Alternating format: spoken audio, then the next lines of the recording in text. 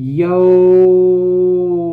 Oh my goodness. Hi everybody, Caffeine Fox here. Thank you all so much for joining me today. If I could reach out and give you a boop, I totally would. But I'm trapped inside this video, so... My bad. I wanted to get an idea out that's been haunting me since this week started. So there I was, eating some queso and some crunchy chips from my favorite local Qdoba. My husband and I were watching Gordon Ramsay on the TV, and he was going off about everything wrong in the kitchen.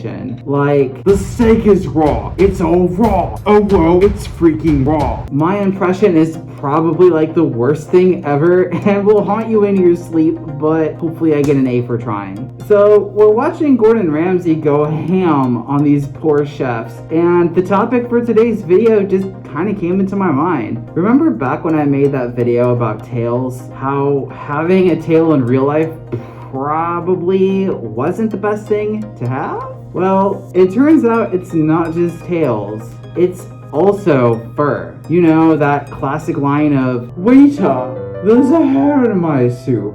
Imagine for a minute if we all became our fursonas. Scalies and birdsonas, you're in luck. You're safe for this one. So if we became our fursonas and wanted to live life like we have been, things would get, pardon my fox, a bit hairy. It would be an absolute cluster cluck in the food service industry. Fur is like heckin' amazing for making us look all ooh-woo and adorable, but you're gonna run into some problems if you wanna enjoy a good lobster bisque at your local restaurant. For one, it gets freaking everywhere. I don't know if you've had a dog or you've seen a friend who has one that sheds all over the place, but imagine that in a restaurant. You would be having hairs in every dish that came out, or had a much higher chance of having hair in it. I mean, Sure, it's extra fiber. but not everybody wants to see rainbow husky colored fluff in their omelet. It would be really easy, I imagine, to find out who did it. If you see a purple hair in the food and there's only one purple otter in the back slinging patties, it kind of becomes harder to be like, "Oh, I had no idea where that came from. My bad." Fur also loses out in the restaurant industry because it likes fire. And by it likes fire, I mean it catches fire pretty easily. The last thing we need is more fire in a kitchen. It becomes a safety issue and would not only be a problem for the restaurant, but more importantly, the people working there as well.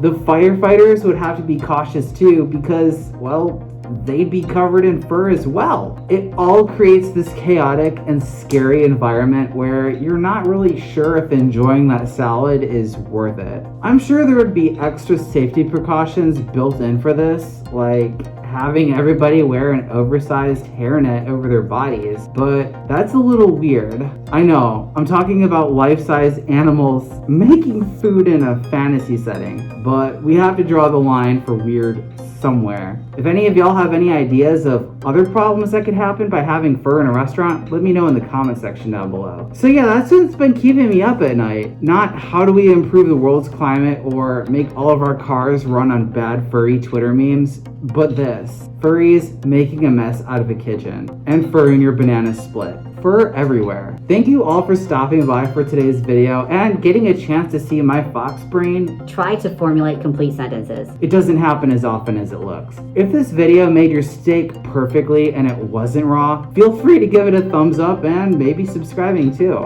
None of this would have been possible without the support of all of my patrons, and I'd like to give a special thank you to the following Gold Egg patrons: Apollo Bunny, Archie Fur, Cinder Kitten, Dynamo, Dexo, DH, Dirt Coyote, Amaranth Cantonine, Funtime Wolf, Lindsay, Moodle, Richard Wren, Sylvie Cat, and Splackjack. If any of you want to consider becoming a patron, check me out on the link down below. Thank you all so much for your continued support, and a huge thank you to all of my viewers out there. That means you. We're going to be moving soon to a new house, and with it, I'll have a new studio dedicated to just content creation. Sharing an office is cool and all, but I'm really excited for what the future holds. I have some more huge announcements to make as this year goes on, but until then, Thank you all so much and have an awesome rest of your week.